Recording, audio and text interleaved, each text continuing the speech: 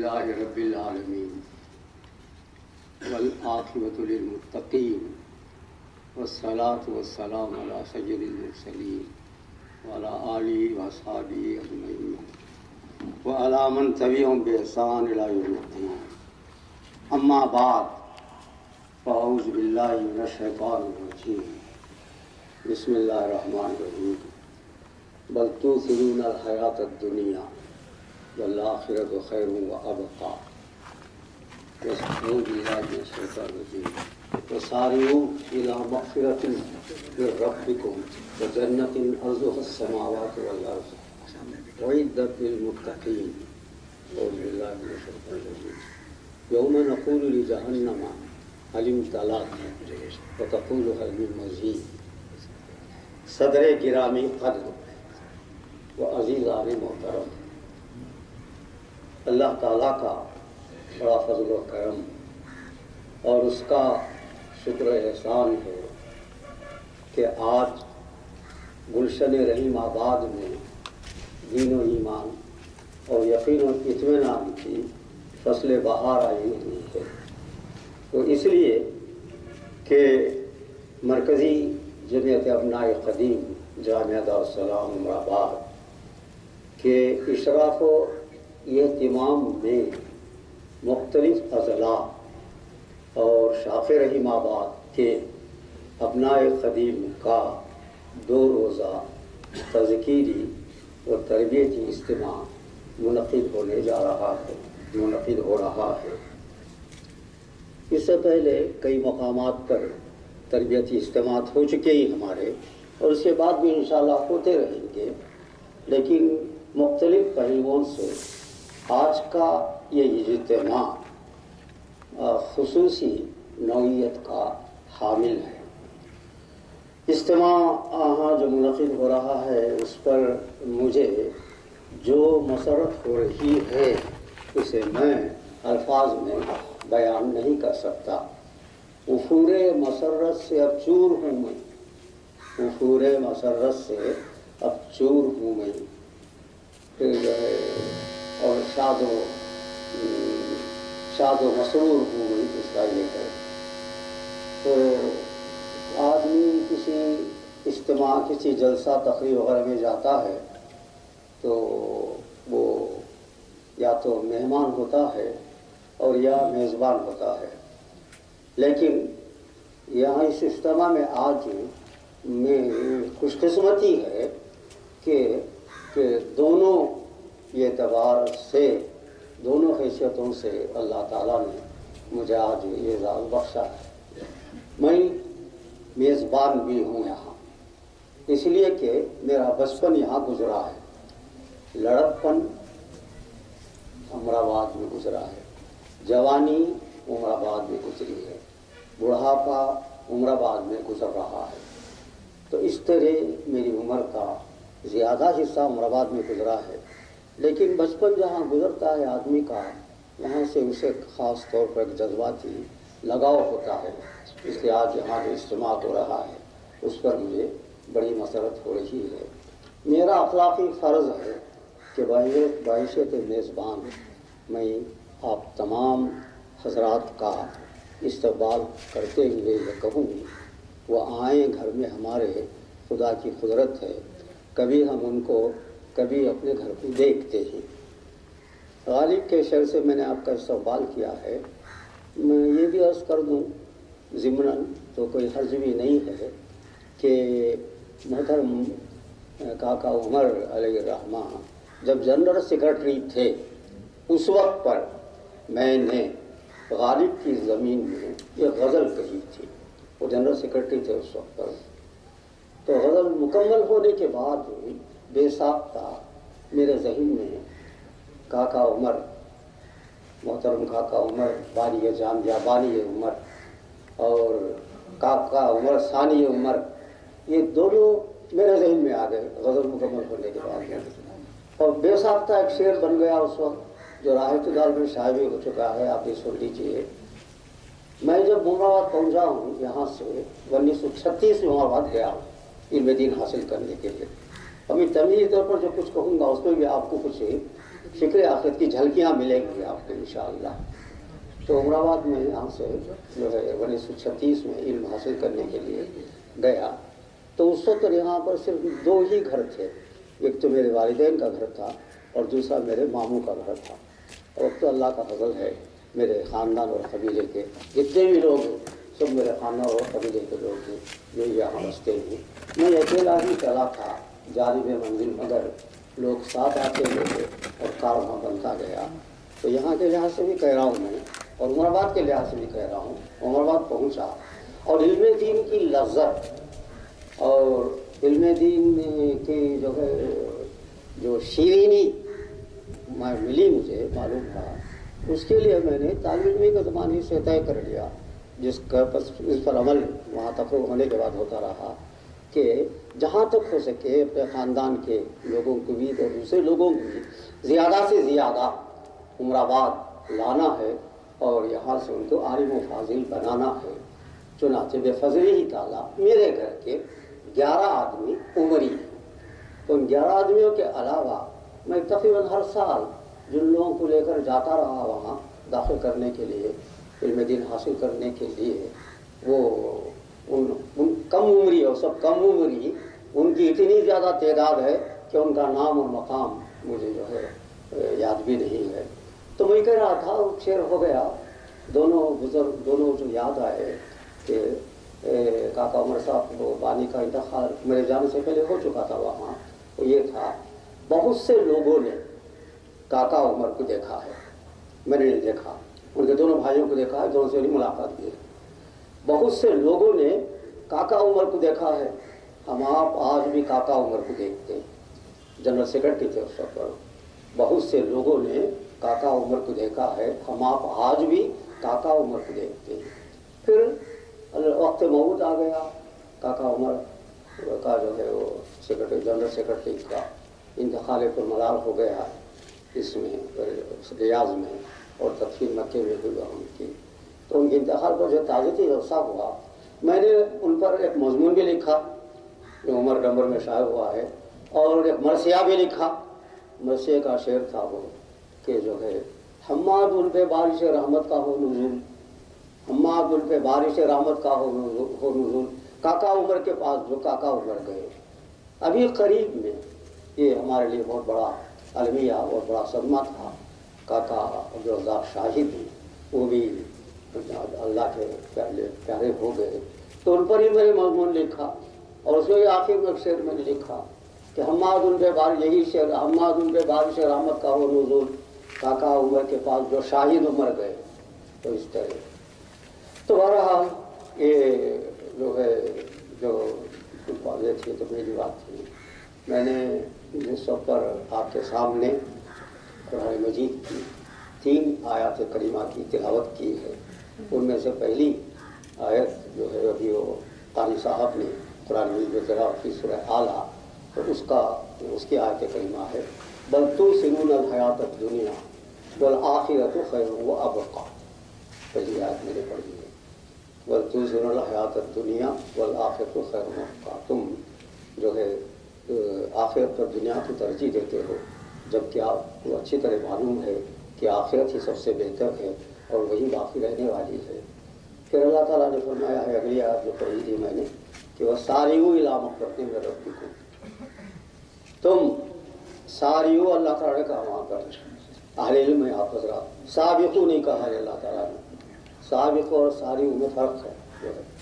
تو یہ کہ اللہ تعالیٰ دوارا جو ہے بھاگو دوڑو سے یہ بات واضح نہیں ہوتی، اللہ تعالیٰ کہہ رہی وہ ساری اِلیٰ مغفرۃ من ربکم، لب کو اس سے ہی پورا مفہوم واضح نہیں ہوتا، اس لیے کہ عربی کا ترجمہ جتنا بھی کریں گے اردو میں کسی سے بھی پوری طرح افادہ نہیں ہوتا اس کا، لب کو ساری اِلیٰ مغفرۃ من ربکم، اپنے پروردگار کی طرف سے مغفرت کی طرف، اور جنت اور جنت کی طرف۔ جنت سے پہلے مغفرت کا ذکر معلوم ہو گیا کہ جنت کی طرف لپکنے کے لیے، جنت داخل ہونے کے لیے جو ہے لپکنا ہے، اور اس کے لیے تیاری دنیا میں کرنا ہے، فکر آخر دنیا میں کرنا ہے اس کی۔ اور جنتی نے ایسی جنت اور بہشت کی طرف ارضها السماوات والارض، جس کی چوڑائی زمین اور آسمان کے برابر، اعدت للمتقین، لمبائی کا ذکر نہیں کیا گیا ہے، صرف چوڑائی کا ذکر کیا گیا ہے، اس سے آپ اندازہ کر سکتے ہیں کہ سب ذہن میں بات آئے گی نہیں کہ اس کی لمبائی کتنی ہوگی۔ تو اللہ تعالیٰ نے جو ہے یہ اس آیت کریمہ میں یہ کہا ہے۔ پھر میں نے آیت پڑھی تھی، یوم نقول لجہنم حل امتلأت وتقول حل من مزید۔ اللہ تعالیٰ کہے کہ جس دن ہم جہنم سے کہیں گے کہ کیا تو بھر گئی، وتقول، یوم نقول لجہنم کے بعد حالت نہیں، اجابت نہیں، بلکہ اللہ تعالیٰ کہے وتقول حل من مزید، ہم جب کہیں گے جہنم سے کیا تو بھر گئی، وتقول، اور وہ کہتی جا رہی ہے، پہلے اس سال میں کو کہتی جا رہی ہے حل من مزید، کیا اور بھی ہے، اور بھی ہیں، کہتی جا رہی ہے اللہ تعالیٰ۔ تو فکر آخرت میرا موضوع ہے، اور عقائد میں عقیدہ توحید، عقیدہ رسالت اور عقیدہ آخرت، ترتیب میں عقیدہ آخرت تیسرے نمبر پر ہے، لیکن فی الواقع حقیقت میں عقیدہ آخرت کو جو ہے پہلی ترجیح حاصل ہے حقیقت میں، اس لیے کہ جب تک آدمی کے اندر آخرت کا تصور نہیں ہوگا، مضبوط محکم جو ہے گہرائی کے ساتھ تصور نہیں ہوگا آخرت کا، اور جب تک آخرت کی فکر نہیں ہوگی، اور جب تک آخرت کا ذکر نہیں ہوگا، اور جب تک آخرت کے لیے تیاری نہیں ہوگی، اس کا عقیدہ توحید بھی درست نہیں ہو سکتا، اس کا عقیدہ رسالت بھی درست نہیں ہو سکتا۔ تو اس لیے پہلی ترجیح جو ہے حاصل ہے آخرت ہی کو۔ اللہ تعالیٰ نے کائنات بنائی، جنت اور جہنم کو پیدا کیا، تو جانتے ہیں آپ صرف تذکر کا معاملہ نہیں ہے کہ جبریل علیہ السلام کو اللہ تعالیٰ نے بلایا اور بلا کر کہا کہ تم جاؤ، جنت اور دوزخ بنا چکا ہوں، جنت اور جہنم بنا چکا ہوں، جا کر تم مشاہدہ کر کے آؤ۔ جبریل علیہ السلام گئے، دونوں کو دیکھا، جنت کو بھی دیکھا، جہنم کو بھی دیکھا، واپس آئے تو اللہ نے کہا کہ کیا تاثر ہے تمہارا، کیا تمہارا اندازہ ہے؟ تو جبریل علیہ السلام کہنے لگے میں یہ سمجھتا ہوں کہ آپ کے سارے بندے جنت میں چلے جائیں گے، کوئی جہنم میں نہیں جائے گا، کوئی دوزخ میں نہیں جائے گا، جو ہے سب جنت میں چلے جائیں گے۔ تو یہ گفتگو ہو ہی رہی تھی، اللہ تعالیٰ نے دوسرا انتظام کر دیا وہاں پر۔ جبریل علیہ السلام جو گفتگو کر رہی تھی تو اللہ نے باڑ لگا دی، کمبوڈ لگا دیا، جنت کے اطراف بھی، جہنم کے اطراف بھی، اور کہا اللہ تعالیٰ نے اب پھر جاؤ، تم جا کر دیکھ کر آؤ جنت اور جہنم کو۔ تو گئے، جا کر دیکھا تو جنت کو انہوں نے حفت الجنت بالمکارہ، جنت کے طرف باڑ لگی ہوئی ہے، مصائب و مشکلات کی، آفات و بلیات کی، ایثار و قربانیوں کی، جانثاری اور جانفشانیوں کی، سردھڑ کی بازی لگانے کی، جہاد کی، قتال کی، شہادت کی، سب باڑ لگی، سب باڑ لگی ہوئی ہے۔ جہنم کو گئے تو وہاں انہوں نے دیکھا کہ حفت النار بالشہوات، خواہشات نفسانی، وساوس شیطانی، رقص و سرود، کھیل تماشے، اور جتنی جو آپ دیکھ رہے ہیں آج دنیا میں ہنگامے، برائیاں جو ہے، خواہشات، جذبات، تو ساری چیزوں کی باڑ جہنم کے اطراف لگا دی گئی ہے۔ پھر آئے واپس جبریل علیہ السلام، اللہ تعالیٰ نے کہا کہ کیا کہتے ہیں؟ اللہ تعالیٰ اب تو جو ہے بڑی مشکل ہے جنت میں جانا، اور تو بہت مشکل ہے، اور دوزخ میں جانا بہت آسان ہے لوگوں کی۔ تو جو ہے اللہ تعالیٰ یہ کہتے ہیں ام حسبتم ان تدخلوا الجنۃ ولما یأتکم مثل الذین خلوا من قبلکم مستهم البأساء والضراء وزلزلوا حتى يقول الرسول والذین معه متى نصر اللہ الا ان نصر اللہ قریب۔ تو جنت میں داخلہ یوں بھی نہیں ہو جائے گا، تو اس کے لیے اللہ تعالیٰ نے بتایا ہے کہ کیا کچھ کرنا ہوگا۔ فکر آخرت یہ جو ہے ضمنی طور پر کبھی کبھی مجلسوں میں اور اجتماعات میں حاصل ہو جائے، یہ معاملہ نہیں ہے، بلکہ فکر آخرت اور تصور آخرت کا معاملہ یہ ہے کہ ہر وقت اٹھتے بیٹھتے چلتے پھرتے اللہ کا ذکر جو ہم کرتے رہتے ہیں، اس کے ساتھ ساتھ فکر آخرت بھی ہونا چاہیے، ذکر آخرت بھی ہونا چاہیے۔ فکر آخرت کا مشاہدہ جاننا چاہتے ہیں، اس کی مثال دیکھنا چاہتے ہیں، تو سب سے پہلے نبی کریم صلی اللہ علیہ وسلم کو دیکھیے۔ حضور صلی اللہ علیہ وسلم کے فکر آخرت جو ہے، وسلم نماز جو پڑھتے تھے، عبادت جو کرتے تھے، قیام اللیل کے بارے میں اور حدیث میں آپ پڑھ چکے ہیں آپ حتیٰ تورمت قدمہ، آپ کے دونوں قدم سوج جاتے تھے، نرم آ جاتا تھا۔ کتنی دیر کھڑے رہتے ہوں گے آپ، فرائض میں نہیں، جو ہے نوافل میں نہیں، بلکہ جو ہے تہجد کی نماز میں قدم آپ کے سوج جاتے تھے۔ صحابہ کرام کو دیکھ کر ترس آتا تھا آپ پر، اور صحابہ کرام کہنے لگے وسلم کہ جو ہے آپ کیوں اتنی مشقت برداشت کر رہے ہیں؟ ایک تو اللہ تعالیٰ نے بھی آپ جو ہے ان کے پیچھے جو جائیں گے تو بہت سی تکلیفیں پڑ جائیں گے آپ کو۔ تو صحابہ نے کہا کہ اتنی مصیبت کیوں اٹھا دیں آپ؟ تو کیا جواب دیا اس نے؟ افلا اکون عبدا شکورا، کیا میں شکر گزار بندہ نہ بن جاؤں؟ جو ہے اللہ تعالیٰ کا شکر نعمت دی اگلے پچھلے گناہ بخش دیے تو اللہ تعالیٰ کا شکر ادا کر رہا ہوں۔ فکر آخرت کو دیکھنا ہے آپ کو تو عمیر بن حمام کو دیکھیے۔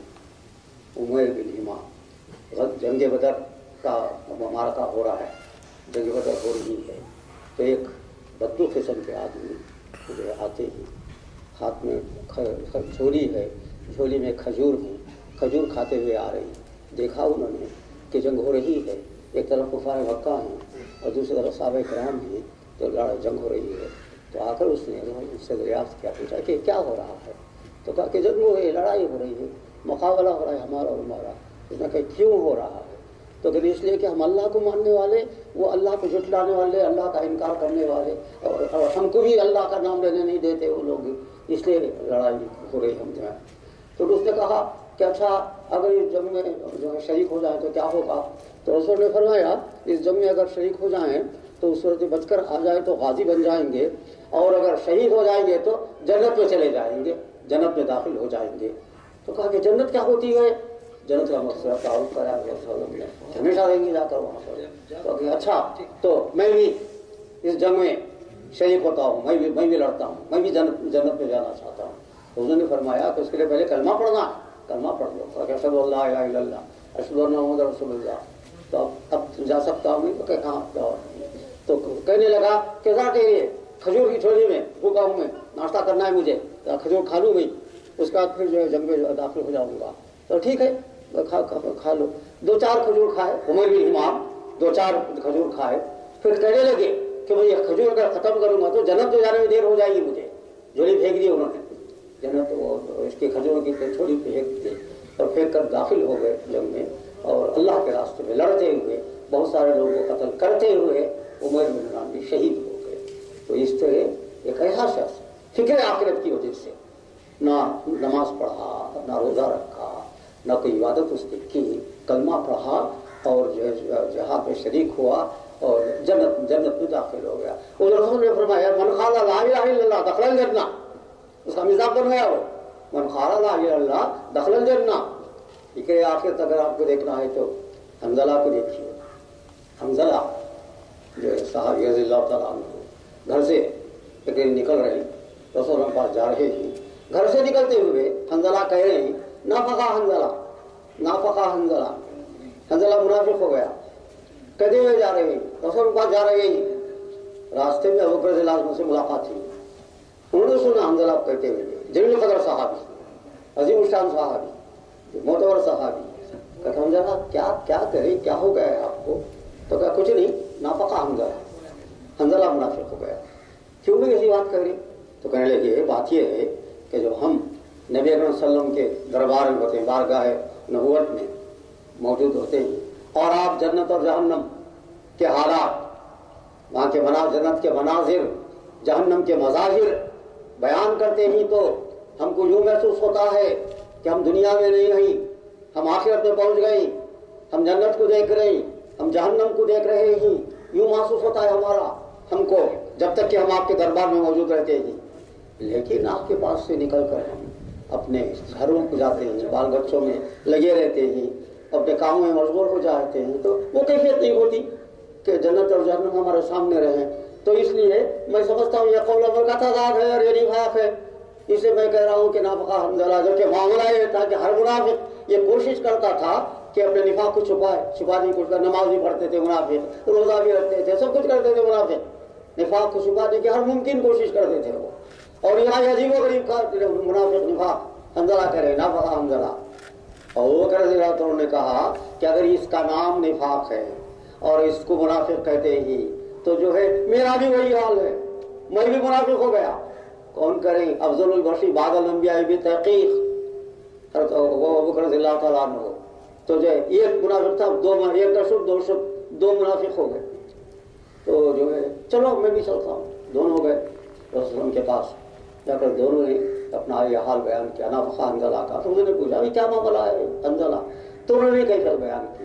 تو کہنے لگے کہ یہ جو نفاق نہیں ہے یہ کمال ایمان ہے، ایمان کا کمال درجہ کمال ہے. نفاق نہیں کہتے اس کو. اور دنیا میں جب تک رہنا ہے تو یہی اسی طریقے کی کیفیت رہے گی، ایسا ہی ہوگا. لیکن اگر ہر حالت میں تم لوگوں کا معاملہ یہ ہو جائے کہ جنت اور جہنم کو دیکھنے لگیں تم لوگ وہاں کے مناظر دنیا ہی میں، تو جو دنیا کا کوئی کام تم نہیں کر سکیں گے. اور حال یہ ہوگا لصافحت الملائکۃ علی فرشکم، فرشتے آ کر تمہارے بستروں پر تمہارے گھروں میں ملاقات کرنے لگیں گے، مصافحہ کرنے لگیں گے. تو وہ مطلب وہ معاملہ ہو جائے گا، وہ یہاں دنیا میں نہیں ہو سکتا.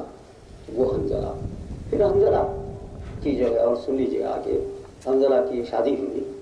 شادی ہونے کے بعد جو ہے کچھ ہی عرصہ ہوا تھا شادی ہو کر. نئی نویلی دلہن گھر میں موجود تھے. نماز فجر وغیرہ پڑھنے کے بعد بھی جو ہے حنظلہ ان کے اہلیہ تھوڑی دیر کے لیٹ گئے. لیٹے ہوئے تھے کہ ادھر میں کوئی غزوے کا معاملہ تھا، جنگ کا معاملہ تھا. اعلان ہوا کہ فلاں غزوہ ہے تو اس غزوے کے لیے چلنا ہے، شریک ہونا ہے، تو زبان لوگ نکل کر آ جائیں، تیار ہو کر آ جائیں سب. حنظلہ نے آواز سنی، لیٹے لیٹے اٹھ گئے، کھڑے ہو گئے، لیٹے لیٹے اٹھ کر کھڑے ہو گئے. اور بیوی سے کہا کہ غزوے کا معاملہ ہے اور یہ سب سے مقدم چیز ہے. سب سے پہلے جو ہے یہ ہمارے زندگی کا مقصد ہے. شہادت سے مقصود و مطلوب مومن، نہ مال غنیمت نہ کشور کو شاہی. تو مجھے جو ہے جانا ہے، جا رہے مستفر رہا ہوں میں تم سے، نکل کے جا رہا ہوں میں. یہ بیوی سے یہ کہا اور کہہ کے جو ہے گئے، جنگ رسول کے ساتھ گئے اور جنگ میں شریک ہوئے. اور شریک ہونے کے بعد جو ہے ان کی قسمت میں اللہ تعالیٰ نے شہادت رکھی تھی، شہید ہو گئے. شہید ہونے کے بعد صحابہ کرام نے رسول کو دیکھا کہ حنظلہ کی میت کو بڑی غور سے دیکھ رہے رسول صلی اللہ علیہ وسلم، اور اس کے ساتھ اہمیت کے ساتھ دیکھ رہے. تو صحابہ کرام نے پوچھا کیا معاملہ ہے؟ تو کہنے لگے کہ میں یہ دیکھ رہا ہوں کہ معاملہ یہ بھی سن لیجیے، معلوم ہے آپ کو کہ شہیدوں کے لیے، شہید کے لیے جو ہے غسل بھی نہیں ہے، کفن بھی نہیں ہے. جن کپڑوں میں ہوتا ہے وہ اسی میں موجود ہو سکتا ہے، تو کفن دے کر اسے کر دیا جاتا ہے، دفن کر دیا جاتا ہے. اور یہ بھی نہیں ہے، غسل بھی نہیں دیا جاتا ہے. حاجت نہیں ہے کچھ بھی شہیدوں کو غسل کی، حاجت نہیں ہے کچھ بھی شہیدوں کو غسل کی. وہ پاک باز اپنے ہی خون میں نہا چکے، وہ پاک باز اپنے ہی خون میں نہا چکے. یہ معاملہ شہید کا. اور میں بتا رہے میں دیکھ رہا ہوں اس وقت پر یہ فرشتے آئے ہوئے ہیں اور حنظلہ کی روح کو نہلا رہے، غسل دے رہے. یہ منظر دیکھ رہا ہوں، عجیب و غریب منظر میں دیکھ رہا. پھر حضرت جب ختم ہونے کے بعد گئے اور ان کی اہلیہ کو بلا کر دریافت کیا کیا معاملہ. تو اہلیہ کہنے لگی کہ حنظلہ جب آواز سنی تو وہ جنابت کی حالت میں تھے. ان کا جوش جہاد میں، جذبہ جہاد اور جوش شہادت میں ان کو اتنا بھی خیال نہیں رہا کہ غسل کرنا ہے مجھے، غسل جنابت. تو انہوں نے غسل بھی نہیں کیا تھا، غسل کیے بغیر چلے گئے. تو فرشتوں نے ان کو غسل دیا. غسل الملائکہ ان کا لقب ہو گیا. تو جو ہے فکر آخرت ہو تو جو اس طرح جو میں نے بتایا کہ عمیر بن ہمام اور حنظلہ بن شہادت. ابھی خاتون کا ذکر کر کے میرا وقت بھی ختم ہو رہا ہے، بات بھی ختم کرتا ہوں میں. ایک خاتون آئی صحابیہ رسول اللہ علیہ وسلم کے پاس سے اور کہنے لگی کہ مجھے مرگی کی شکایت ہے. مرگی ایک مرض ہوتا ہے، اچانک دورہ پڑتا ہے آدمی پر اور گر جاتا ہے. وہ کسی بات کا ہوش نہیں ہوتا، منہ سے جھاگ کب نکلنے لگتا ہے. مرگی کی بیماری ہوتی ہے اس سے. تو کہنے لگی مرگی کی یہ شکایت ہے، آپ ذرا دعا فرمائیں کہ اللہ تعالیٰ مجھے صحت عطا فرمائے. تو اس نے فرمایا کہ ٹھیک ہے دعا کروں گا میں، صحت ہو جائے گی، لیکن کیا تم یہ پسند کرو گی کہ یہ بیماری رہ جائے تم کو اور آخرت میں تم کو جنت تو مل جائے؟ آخرت پہنچنے کا تم کو جنت مل جائے یقینی طور پر، میں جنت کی ضمانت دیتا ہوں، کیا تم اسے پسند کرو گی یا دعا کروں میں تم؟ کہ دعا کرنے کی ضرورت نہیں ہے، میری کی شکایت کر رہی ہے تو رہ جانے دیجیے، کوئی بات نہیں، صرف اتنی دعا کیجیے کہ جب شکایت دورہ پڑتا ہے تو ذرا بے ستری ہو جاتی ہے، بے ستری ہونے نہ پائے، صرف اتنی دعا کیجیے آپ، ٹھیک ہے وہ دعا کر لیتا ہوں، تو جو ہے دعا کر لیتا ہوں چلیے۔ تو یہ جو ہے تذکیر کے طور پر مختصر چند باتیں تھیں جو میں نے فکر عاقبت کے سلسلے میں آپ کے سامنے بیان کیا۔ تو انشاءاللہ اب جو کچھ بھی آپ کے سامنے باتیں آئیں گی اس سے آپ کے فکر عاقبت میں تر و تازگی اور باریدگی پیدا ہوگی، اور اللہ تعالیٰ ہمارے اس اجتماع کو قبول عطا فرمائے۔ وآخر دعوانا الحمدللہ رب العالمین۔